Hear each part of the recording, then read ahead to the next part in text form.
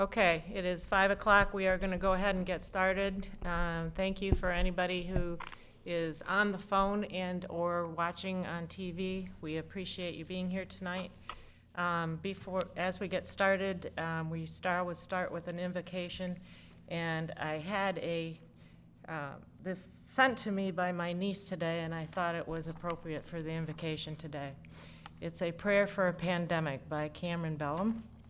It says, "May we who are merely inconvenienced remember those whose lives are at stake. May we who have no risk factors remember those that are most vulnerable. May we who have the luxury of working from home remember those who must choose between preserving their health or making their rent.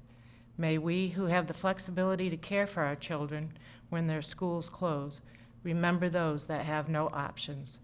May we who have to cancel our trips remember those who have no place to go. May we who are losing our margin money in the tumult of the economic market remember those who have no margin at all. May we who settle in for a quarantine at home remember those who have no home.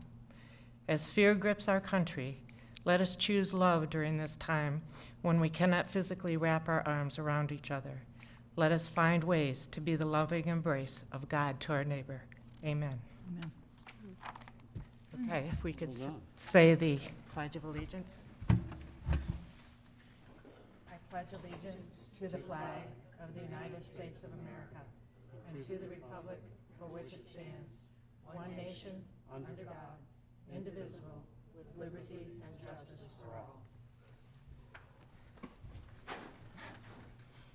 We have changed our agenda around, mostly so that we could hear from the health department tonight and the hospital tonight relative to the COVID-19 issue that we are facing. First, I wanted to explain to everybody why we are here physically, okay?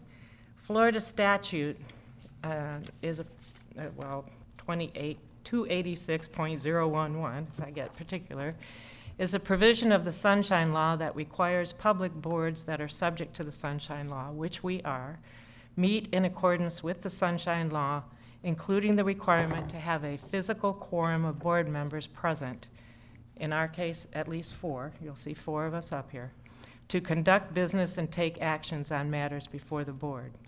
To date, the Florida Attorney General has repeatedly opined that in order to comply with this Florida statute, a local governing body must have a physical quorum present in order to hold a public meeting at which action may be taken.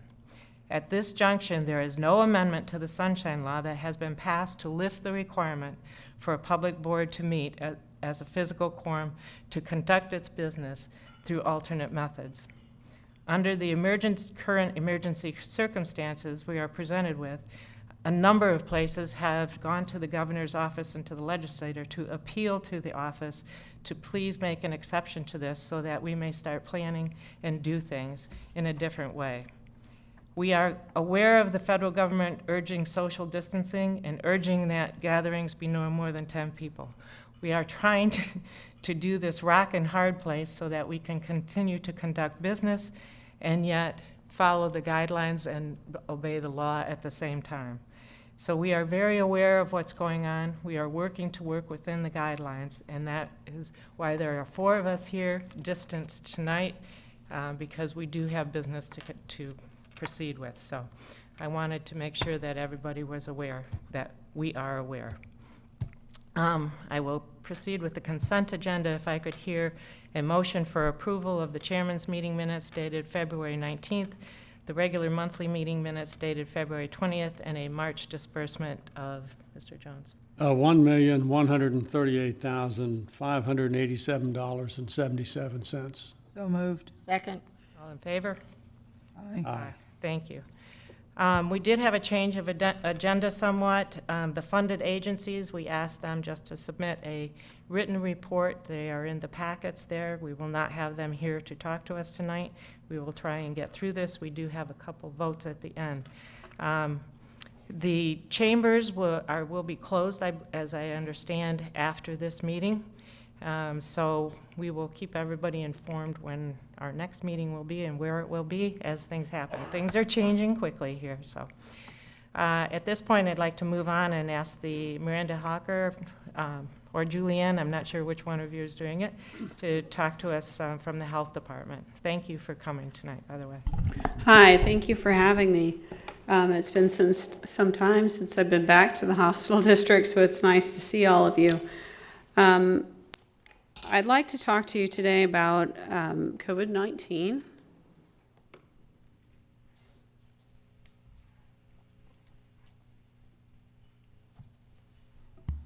Okay.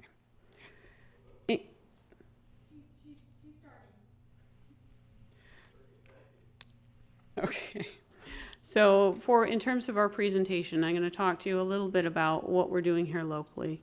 First of all, we're going to go through the COVID-19 outbreak, transmission and symptoms, treatment and testing, prevention, travel advisories, and then talk to you about what we're doing in terms of public health. So many of you already know this history. It seems like a lifetime ago, really, on March 1st, that we had our first 2 cases here in Florida in Hillsborough and Manatee County. As a result, the governor issued Executive Order 2051 that directed a public health emergency in establishing Florida's response protocol for COVID-19. The state surgeon general issued a declaration of public health emergency for the state of Florida. And as you well know, it started in Hubei province in China. Those first cases were linked to a live animal market and a seafood market. And it suggests that that was spread from animal to a person. We call that zoonotic transmission. We also know that similar viruses have spread from camels, cats, and bats. And we obviously know it's person-to-person spread at this point. It's spread to other countries, including the United States. As of March 19th, 2020, there were 10,442 cases in the United States and 390 cases in Florida. When we look worldwide, there are a total of 207,855 cases in the world, 8,648 deaths in 166 countries. There are currently cases in all 50 states, the District of Columbia, Puerto Rico, Guam, and the U.S. Virgin Islands. And we continue to see those numbers go up. Each day they're updated. You can go to the CDC website and the World Health Organization website. There is currently sustained community-based transmission of the virus in Washington, California, and New York. So COVID-19 spreads from person to person. It's spread through respiratory droplets from an infected person who coughs or sneezes, much in the same way that flu is spread. We also think that it may be possible that someone may be able to get COVID-19 from touching a surface or object that has the virus on it and then touching their eyes, nose, or mouth. But that information is not yet clear, and we are still very much learning more and more about this virus every day. As with most respiratory viruses, people are most contagious when they have symptoms. And so you have your 6 feet distance. That's great. I'm sure all of you didn't know about the term social distancing before a few weeks ago, unless you're in public health, but now the entire world knows about social distancing. Mm-hmm. So symptoms, we call this the incubation period. They can appear 2 to 14 days after exposure. We look for fever, cough, and difficulty breathing. The majority of people will have mild to moderate illness, but we do have a number of people who are at risk that are at risk for more severe illness, and we'll talk about that in a little bit. In terms of treatment and testing, there is no specific treatment at this time. It's supportive care. There are many studies that are going on looking at antivirals. People are trying to develop vaccine, but none of that is available yet, and certainly a vaccine, we are months off from a vaccine. So testing is available through public health as well as commercial labs. So our health department is doing testing. I can tell you if people meet CDC and DOH criteria for testing, those local physicians, if they are not able to do that in their office, can call the county health department. We have a limited number of tests. But for people, when they are consulting with our staff and we're determining they're meeting that guidance from the Department of Health, we are able to do that test. Currently, both LabCorp and Quest is also testing, and I'm sure that you'll hear some more information from the hospital as well.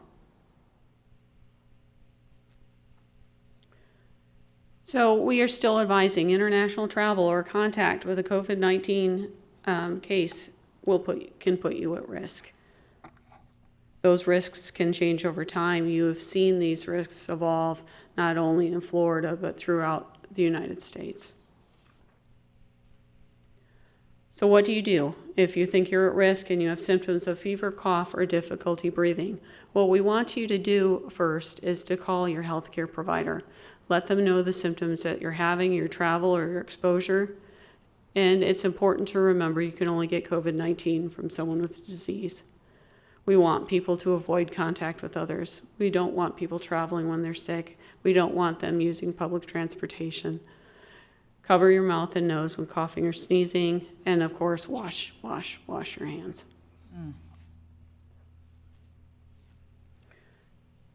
This information, all of you know, I can't emphasize it enough on the importance of washing your hands, avoid touching your eyes, nose, and mouth, avoiding contact with sick people. It's very hard not to touch your eyes, nose, and mouth. I can tell you that we all need to make a concerted effort, and you have everyday steps that can keep you healthy. In terms of travel advisories, this list has expanded. I know you can remember when this was just a few countries on this list, but there are a great majority of countries now that have a level 3 travel advisory in terms of advising do not travel. So the Department of Health is monitoring people who are possibly exposed, who are close contacts of people with COVID-19. We are receiving information from CDC, and we're monitoring those individuals. And we make sure we're restricting their movement. We're monitoring them for illness. We're keeping them home from work. We're isolating people with symptoms. And we're making sure we're getting information out to our local healthcare providers, our community partners. That's really a strong role for public health. When we look at an outbreak, we are the conduit of getting that information out to our medical community and being able to answer questions as well as get information out from the CDC. What we're telling people is for people who may have been exposed but have no symptoms, monitor for symptoms for 14 days. Self-isolate, stay home as much as possible. Avoid travel in publicly used vehicles, gatherings with groups of people, and going out in public. And they're excluded from work, school, and other public places. We're giving them information on how to prevent spread. And of course, as you know, people with suspected or confirmed COVID-19 are asked to take precautions. And we are immediately isolating them at home. They're not participating in public activities. They're only traveling by ambulance or private car. And they're asked to wear a mask when around other people or pets at home. In many other countries, you are seeing healthy people wear masks. The U.S. State Surgeon General is advising people who are sick to wear masks in our country. Everyone who is healthy does not need to wear a mask, but that person who is sick needs to wear a mask. Who are the people at risk for serious illness? Older adults and people who have serious underlying medical conditions seem to be at higher risk for more serious COVID-19 illness. Based on the available information to date, these risk groups include people who are 65 years of age and older, people who live in a nursing home or long-term care facility, people of any age with the following underlying medical conditions: heart disease, diabetes, lung disease. We expect to see more cases in the United States in the coming days. Early data also suggests that older people are twice as likely to have serious COVID-19 illness. I do want to touch on the fact that for people out there who may think that, oh, I'm young, I don't have to pay attention to washing my hands. I don't have to pay attention to staying home when I'm sick. All the point of this social distancing is to be able to separate people, to be able to flatten that curve, that epidemic curve, so we don't overburden the healthcare system. When we have more people get sick, they're exposing people who are more at risk. And that's when we see more problems in terms of more people in our community getting sick and more people having serious illness. In terms of websites where you can learn more, both from the Department of Health, we have a number of infographics that are also available, PSAs that are educational. I sent that out to the Together for Health Collaborative this morning, so that was a very opportune meeting. CDC has a tremendous amount of information and guidance for specific sectors. And what I can tell you that we are focusing on locally, I know that you have seen the closures of schools until April 15th. We are encouraging everyone to stay home and self-isolate as much as they can, because especially if you're at risk, that you're staying at home, you're avoiding those interactions in crowds. The governor has provided the directive for having gatherings of less than 10 people. I appreciate the fact that you're streaming and you've encouraged people strongly to be able to attend this meeting through TV. That's absolutely wonderful. And we're going to get through this. All of you have the power to keep yourself healthy. If you do start feeling sick, call your doctor. If you think you have symptoms of COVID-19, call your doctor ahead of time. Let them know you're coming in. The Department of Health will be putting out more information in the coming days. We're going to be doing a situation report for our community partners that we'll be putting out. The Emergency Operations Center is also sending out information as well. The county has a great deal of information on their website. So there's plenty of information out there if you want to see what's being done within our community. And I can take any questions you might have at this point. Is the Go line running right now, or is it stopped? Yes, the Go line is currently running. I do know that Karen will say they're doing enhanced cleaning of high-touch surfaces, and that's in accordance with CDC guidance.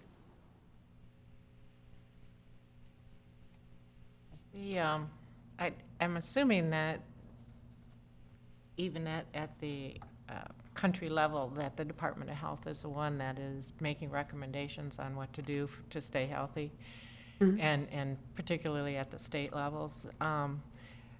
The idea of restaurants being 50% still doesn't seem to address, or beaches not being closed to kids coming down, which we've seen in Florida particularly. Is there a push to change that? So the governor's guidance for restaurants to limit that to 50% that capacity is still going at that social distancing recommendation, that you're spacing those groups from 6 feet or more. So you're not in range with those respiratory droplets. Those restaurants are doing enhanced cleaning. In addition, many are going to drive up or delivery as well. The guidance for the beaches, of course, is to keep those parties to 10 or less. And we're really encouraging people to stay home. That's the point of social distancing. So those recommendations are coming from Governor DeSantis. They're being echoed from the CDC and also from the presidential directive of 15 days to stop the spread. So all of these agencies are working in concert. And in terms of public health, we are the local public health representative. Miranda, you mentioned about surface, but you said that it's not quite determined. Is there a timeline for a time frame for how long the virus might stay on a surface? Because I had heard that it was definite, that surface, it'll stay longer on a surface than in, So CDC is still saying that type of transmission is possible. They have not released information in terms of the length of time. There are other estimates for other coronaviruses in terms of time for survival on surfaces. Certainly the hospital may be able to provide you some more information on that, or I can respond with that information to you separately.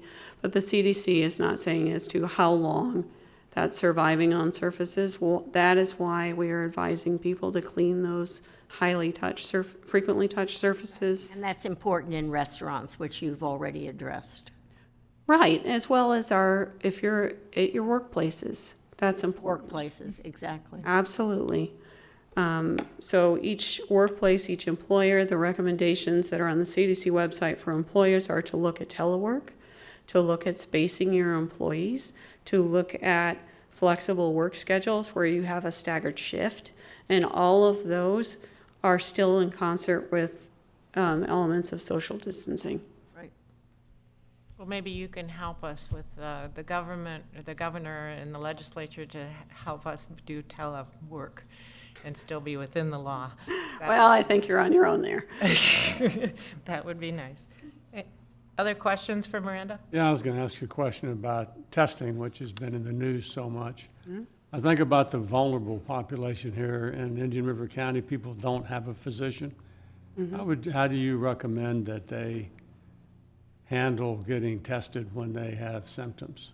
So those are the very agencies that you fund, Treasure Coast Community Health, Whole Family Health. Those agencies are for people who don't have health care, who don't have a doctor. They should be calling ahead to those facilities. They will be able to make them an appointment. And then if they would meet that screening criteria for testing, and the community health center does not have those testing kits or available stock, that is a call that they could make to the county health department and then confer with our staff, and we consult with them to determine if they meet the screening recommendation, then we could perform that test. They can get them through you? They can, but there's other testing that is, I know, that's working to come online within our county, and certainly the hospital could be able Well, I to. just bring this up because yesterday they mentioned they were given 15 tests divided through 3 different outlets for them, 5 each. What I can tell you That's is, Treasure Coast, yeah. and they have a limited capacity for test kits. I have told them in terms of a resource request, those are currently going through emergency management. And so we would funnel those requests through ESF8 up to the state level. And they would be making the determination on how to allocate those tests. But there has been an expansion from the FDA in terms of the type of medium that can be used for the test kits. And I had provided that information to Vicki yesterday, but she is aware of how to request additional resources. But the testing is coming online. More and more as we move through this outbreak, you will see more people doing testing. Our physicians who are seeing people maybe for routine checkups, are those things that should probably be held off, or are those things okay? As I ask, because with our outpatient therapy, I mean, we've changed some things, but we still have patients. So what I can tell you is a lot of providers are asking those screening questions ahead of time when people are calling to ensure that if they do have symptoms of COVID-19, they're handling them appropriately. I can tell you that many providers are going to more telemedicine, but Kind of hard to do that. I I haven't understand. quite figured that So one those- out. Therapy is but kind of hard to do. I'm trying to figure it out. So those screening questions are very important, and CDC has additional information on their website that I can send you if you're interested. Miranda, I think I heard today, either from you or Dr. Rosenkrantz or Dr. Peter, that the test takes 3 to 7 days before you can find the result. What are patients doing in the meantime? People that have the symptoms, what is the recommendation for them? Go home and just hold on to, drink lots of water and wait until you hear, or what? Self-isolate is the recommendation. And any And then kind if of there's- treatment in recommended terms- at all? There is no treatment currently for COVID-19. If they have serious illness, then they're going to be taken care of by their medical provider or at the hospital if that's appropriate. What I can tell you is the private labs are taking that figure of 3 to 7 days. If it is a person that the hospital is telling us they're highly suspicious and we need a quicker result, that, and we determine they meet the screening criteria, that could go to the Bureau of Public Health, the lab, and that turnaround time is faster. But that is that is a very limited resource, and we're using that in specific circumstances. So are they just supposed to treat their fevers like you would any other fever, as far as? So we have a physician in the room, so I will let him He'll take that, probably be able to answer. and then he can address those questions. Sure. So just for fever, 6 feet, please. I'm kidding. now, for fever, we would recommend that you use Tylenol. But you need to be near the microphone so they can hear you on the, sorry, Miranda. Thanks, Thank Miranda. you. It's Dr. Identify. Rosencrantz, and thank you. So for fever, we would recommend that you use Tylenol. There is some suggestion that ibuprofen may have a negative effect, although it's unclear. So if you have a choice, please use Tylenol. Sorry, Miranda, we weren't trying to. Does anybody else have a question for Miranda before we bring the hospital up? I apologize, it's been a long day. I know. We're still all, acclimating. Long week. That's okay. Thank you, Miranda. Thank you. Thank Thank you, you very much. thank you for coming and thank you for sharing that. Wipe off that thing. Dr. Rosencrantz. There we go. Ah.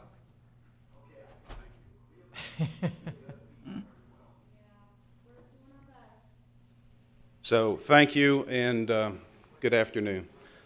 I want to thank you for allowing us the opportunity. I brought Dr. Callahan, who's our infectious disease expert, who's been working with us very diligently over the last 3 weeks. I brought Dr. Ralph Turner, who's our Chief Operating Officer, who can help answer any questions that I may not be able to address specifically for the group.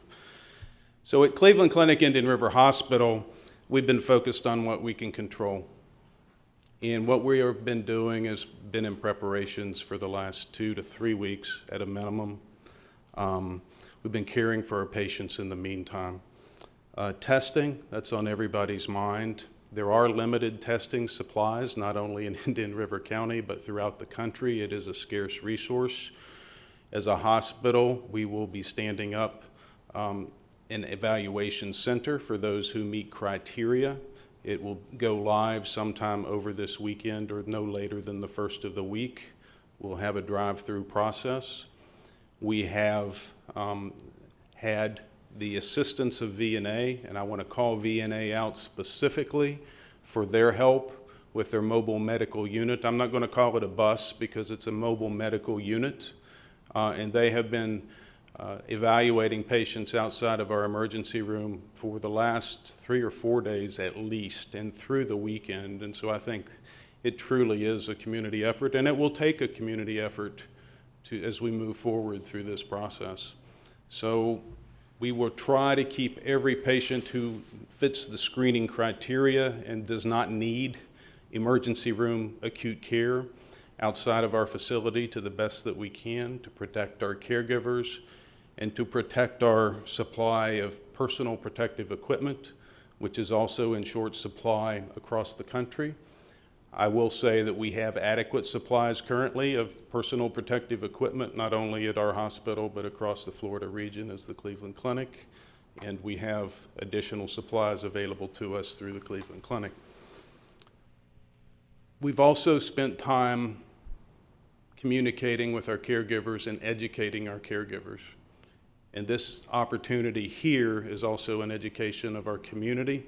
What you heard from Miranda Hawker in the Department of Health, everything is absolutely correct in what she said. And I think one of the things that I would like to say is this is an unprecedented situation. None of us in our lifetimes have seen this. And we hope that we never see it again after it's over. And so, as the prior speaker, Miranda, said, everyone should stay at home unless you absolutely have a reason to go out. If you don't have any food in your house, by all means, go get some food. If you have a life-threatening emergency, by all means, come see us and we'll be there for you. But this isn't the time to go to a restaurant. This is not a time to go to a movie theater. This is not a time to go to the beach. This is a time for everyone to stay at home, and I want to stress that. So I'll finish that thought by simply saying that we're here for you, but please stay home for us. I hope everybody can remember that. So what are the preparations? We've been meeting twice daily since last week as an internal group at Indian River Hospital. We were on a phone call, I was on the same phone call as the local Department of Health with the Together for Help Collaborative as we talked about ways to manage our populations, the homeless population specifically, and what Miranda told you is absolutely correct. We decided that they should go through the FQHCs, and if there is testing needed, we will contribute to that as well. We will take care of our communities. We have been collaborating closely with the health department and will continue to do so for our county and our citizens. We monitor our PPE, personal protective equipment supplies, daily. Actually, it's twice daily. We know what our local supplies are and we know what our total supplies are in Florida. We're okay at the moment, but we do need to conserve those supplies. And so every unnecessary visit to the hospital, we burn those supplies. So that's another reason for people to stay home. Again, our testing criteria, it's based on the Florida Department of Health and the CDC. It's age greater than 75, a fever over 100.4, and a cough or shortness of breath. Again, we'll be providing appointments for drive-through evaluation. That's coming soon. Many of you have probably seen the tents that are up outside the hospital. We will have security, and it will be an orderly process. Patients will be required to make an appointment through our phone lines or through their physicians to have this testing done. Not everybody needs a test. If you don't have a fever or these symptoms that I described, please stay at home. Please stay at home. So communications, just a couple items. The Department of Health will take the lead on communications regarding any positive COVID-19 test results. We will be sharing daily communications with all of our caregivers. They're public information. They're free to share with the public. You've seen our communication in the newspapers.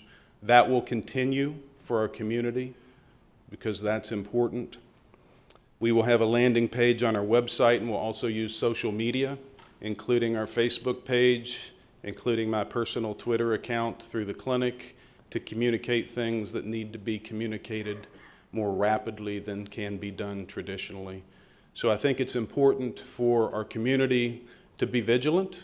It's important for our community to be aware of changes because this is a rapidly evolving situation across our country, across the world, and most certainly here in our own area.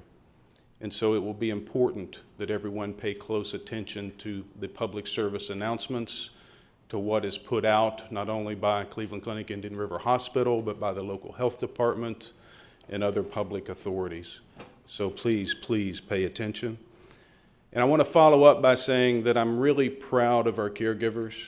They're doing a phenomenal job under an incredibly demanding situation right now. Showing up to work is scary for many of them. They're doing it. So again, I want to thank each of you. I want to thank the community, those that may be listening. Again, stay at home. We are here for you, but please stay home for us. And that's the message. So we'll entertain any questions. If I can answer them, I will. If not, part of my team can. I have a question for you, and one of the issues that seems to keep coming up is the number of beds available, and that across the country, we're not going to have a number of beds. If Martin County has a major outbreak or whatever, I mean, would the plan be to move some people up here if we don't have it? And I mean, how have you thought about that? So if there is an outbreak across part of Florida, it will be throughout all of Florida. I think we will not be transferring patients between facilities. There's no plan to do that at this time. As I said at the outset, however, this is an evolving situation, and what I say today may change over the course of 48 or 72 hours. Currently, what we're doing with beds, and we have adequate bed space, I am happy to report that through our emergency room that people have been staying at home. Our emergency room volumes actually are low at this point, which is good. That's a really good thing. And so people are taking the advice seriously. We have...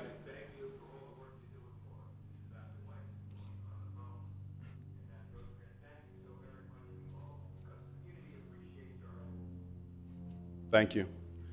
So we do currently have we have bed capacity in our facility. We're actually cohorting suspected cases in a single unit so that we can conserve our personal protective equipment and keep individual caregivers safe.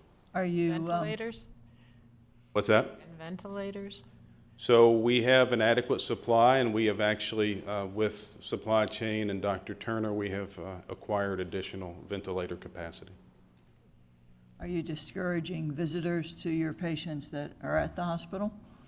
So our visiting hours have changed, and out of an abundance of caution, we'll be redoing our visiting hours again. I know there was an announcement in the paper, but effective Saturday, March 21st, we'll be restricting visitors to one person per patient from 8 a.m. to noon and 4 to 8 p.m. Obviously, if a visitor has symptoms as described, they should stay at home. No visitors will be allowed at night, and visitors who are sick obviously will not be allowed to visit and are screened. But So- you're not restricting to family, which is, I think, pretty, I have a friend that's has to have needed surgery, and she asked about that, so I told her I'd ask you. So I think that it is important, as long as it's one family member, we would not have the entire family. Yeah, no, but it doesn't have to just be a family member, so. I'm not sure I understand the question. Well, in other Somebody words, could have a someone friend. could. It could be a friend. One person, It's yes. not one person, family member or She friend. was going to say that I was her second mother, and that's how I would be able to get in, so. Okay. Like the Again, old- Thank you. The visiting hours are subject to change, and as this situation evolves, it certainly could evolve into a Into- situation where we don't have visiting hours, but those are our current visiting hours. You emphasize stay away from the beach. Is that mainly for congestion, or are there other reasons? I think it's personal distancing. As I walked along, the boardwalk on Sunday, it struck me that the 6-foot rule was not in place. I think they had to say that and emphasize it with spring break and where kids go on spring break. I want to make a point, an additional point. So our emphasis has been on the older population, the demographic, and certainly if you look at the issues that it creates there in terms of the problems, it's there. But this is not isolated to the older demographic only. And I can't, if you're listening, if there's people in the county listening that are younger, you're not immune to this. And if you look across the country, in New York or Seattle, Washington, younger people, 20 to 50, are affected by this, do come in the hospital, do go on the ventilator, and don't make it. So this is not isolated to an older population necessarily. It affects them disproportionately, but no one should be mistaken that it's isolated only to the older population. I think that's a very important message that really hasn't come across very loudly, at least on the news or anything else. You still read a lot in the paper, younger people saying, well, it just affects those old people, so. Well, part of that is being younger and being Right. invincible, No but fear. part of it is the messaging. That's true, that's true. Are you allowed to say how many tests you've actually done? I don't know if I'm allowed, but I'll say it. So we've done a total of 38 individuals have met the testing criteria. 27 of those tests are pending. It does take between 4 and 7 days to get the test back. 11 have been negative thus far. Okay. But no positives yet. Any positive reporting would have to come through the Florida Department of Health. Right. Very good. Any other questions about the hospital? No, I'll just echo what Dr. Weiss said. Thank you for all you're doing and what you and your entire team are doing. And the fact that we have Cleveland Clinic here and the resources that you bring is really helping our community. And it's unfortunate we have to deal with this pandemic. But man, we are lucky you're here. If this had to be the first time in our lives this happened.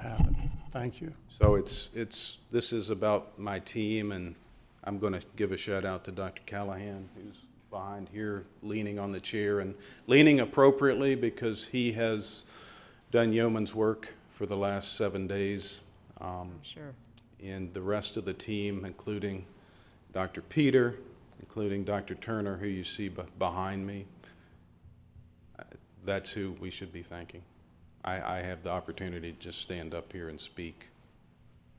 Well, we're grateful to the entire team We are. and not just the leadership team, but the team that's working at the hospital every day.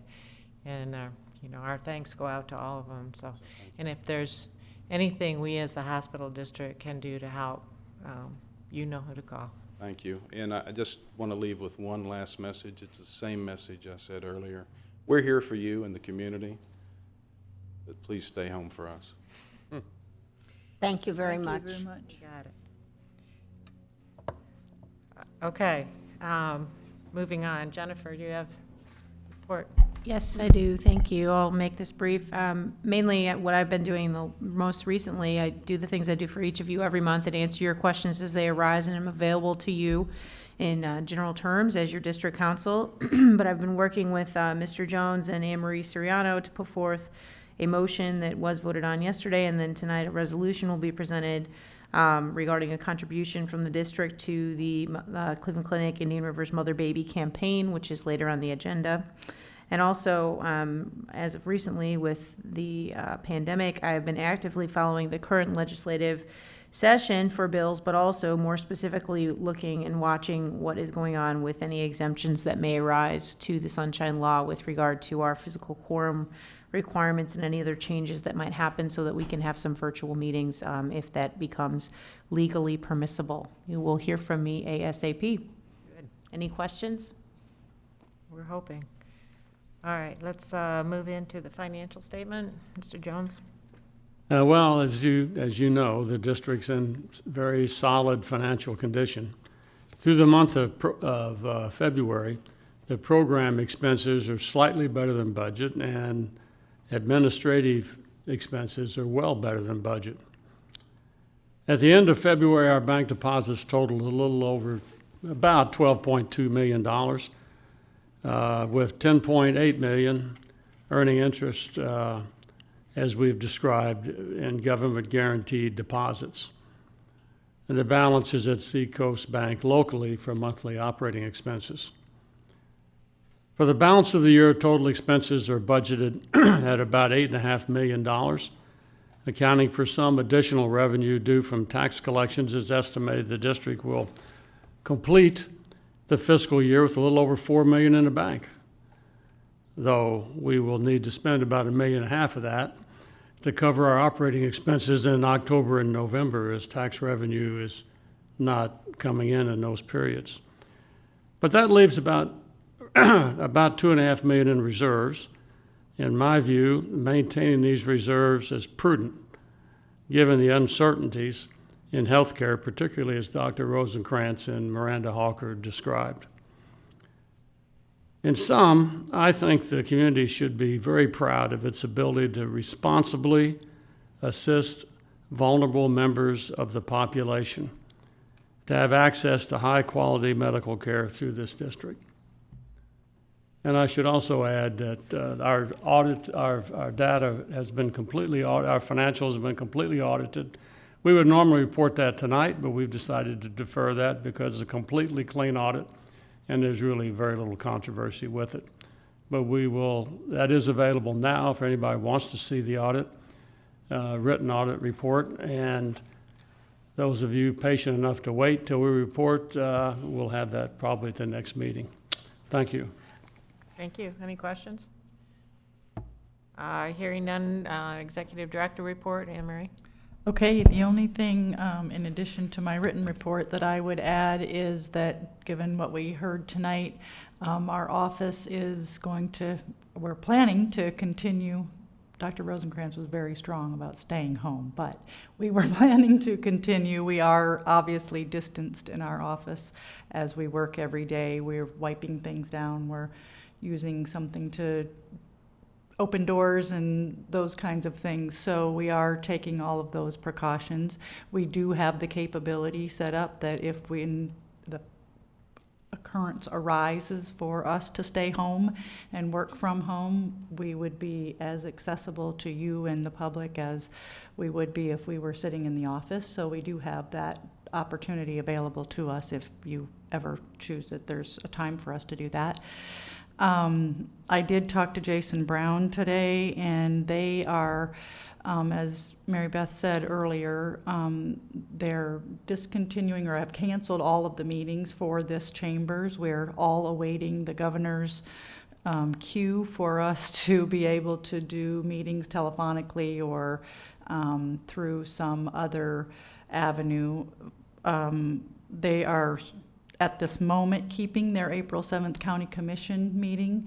So they will either do that telephonically if we have the reason to do that, or we'll be in the same situation that we are in this chambers, I would imagine, or they will cancel. He did say that they are only meeting if there is something urgent or something that they need to take action or address. So they're not having a full hours county commissions meetings that they would typically have with some of their normal general business, unless there's something that they need to act upon. So I would imagine in enough time that if we decide not to have our April meeting, either cancel that or hold it differently, that we will give the public enough notice so that they will be aware. Means the school board as well? The school board meets in their own school board office. They don't meet in this chambers, no. So I'm not sure what they're doing. I would imagine they're following the same lead as we and the county are, so that happens. I do understand also from the county that the offices here, they're on very slim staff. Again, you're able to reach all of those offices. They're encouraging people to not come to utilities and pay your bill. Your driver's license can be renewed at a later time or online. They're encouraging all online activity. They will have the building open, is my understanding, but a very limited staff here in all of the 2 county buildings, just as the health department is doing. Yeah, I have asked also Kate and Anne Marie to figure out how we could do similar to Zoom or GoToMeeting or any of those kinds of things, so we can look at presentations while we're on the phone and that type of thing. We do have our regular budget stuff that will start coming up in May, and hopefully we'll be through this, but in case we're not, we're going to have to figure out how to do those things. There'll be a lot more, I'm sure, information sent to you that you're going to have to read and comment on, okay, rather than be in the meetings with. So be prepared for that type of thing. And all of those things we can do through email and telephone if you need to. Certainly you can't act upon those items, but on a daily basis, if there are any things that you need to happen, we can manage that.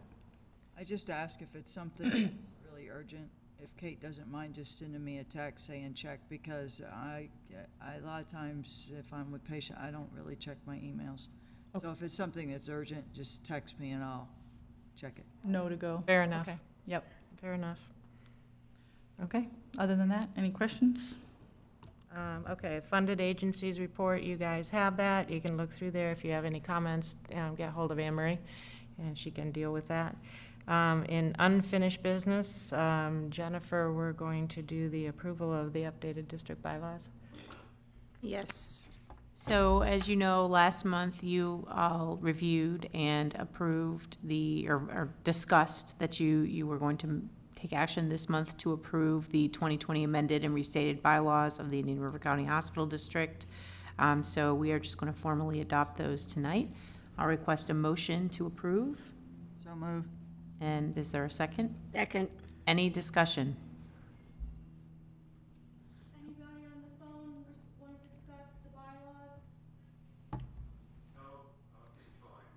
Okay. Okay, all in favor? Aye. Aye. Any opposed? All right, the motion carries and the 2020 amended and restated bylaws are formally adopted. Okay. On to new business. We do have the approval of Resolution 2020-01. And Jennifer? Okay, and so this is part of the packet. The resolution is, again, a motion was made and was passed by a majority of the trustees at the chairman's meeting yesterday. And we are just formalizing that motion by adopting Resolution 2020-01 to contribute to the Mother Baby campaign at the Cleveland Clinic Indian River Hospital Foundation, a one-time contribution of $500,000. This is well within your authority, within your special act under Section 2 that allows for you to maintain or support maintenance of your health facilities within the district. The resolution itself is in the packet, so I'm not going to read the entire thing into the minutes. Oh, thank you. Do we need a vote on that? Yes, I mean, we've already adopted it via motion. This is just formal, but you can go ahead and move to adopt resolution number 2020-01. So move. Is there a second? All right. I guess one of those counts as a second. Second. There you go. Any discussion? I have a comment from Tracy. She was unable to hear, so she sent it to me via text. She is saying, I understand and support the idea of helping mothers and babies. That is why we chose Cleveland Clinic as our partner. They made the commitment to fund maternity, and therefore this is a donation to CC Foundation, and I do not support taxpayer-funded philanthropy. That was supposed to be part of the deal we negotiated. Okay. Let's vote. Okay. Any other discussion? Well, I feel compelled to say, not only do I not agree with that, I think that Cleveland Clinic and the hospital should be commended for updating the mother and baby unit. And I think that my personal opinion is, as a trustee, that we should lead that effort, particularly given the fact that our largest program is the Partners in Women Health Program, which works quite collaboratively with this unit. So we each have our opinions, but since we're in the public meeting, I think both sides should be aired.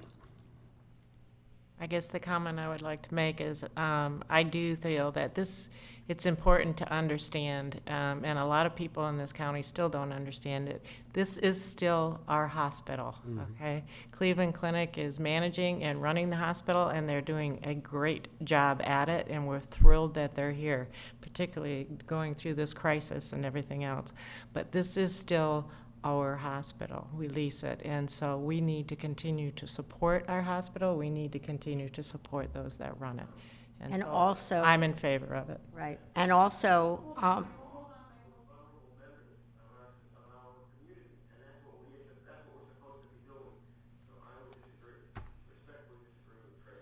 well, I do believe that those of us that have been around the institution of the Cleveland Clinic Hospital know that Cleveland Clinic has already put in an enormous amount of funding and has refurbished a lot of the hospital itself, the behavioral health center, and they're still moving on with that. So I think they're doing exactly what they said they were going to do when they joined this community, and we're very proud to have them here, and I'm excited that we're going to redo and refurbish and make the mother and baby part of the hospital really welcoming for the future moms coming in, Dads, too.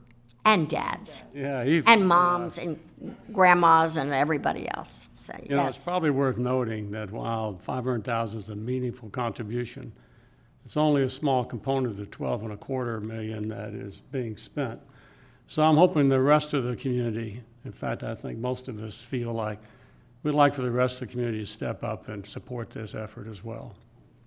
That's a very good statement, Alan. Yes. So shall we vote? Okay, is there any other further discussion? Hearing none, I'll request a vote to adopt resolution number 2020-01. All in favor? Aye. Aye. And all against?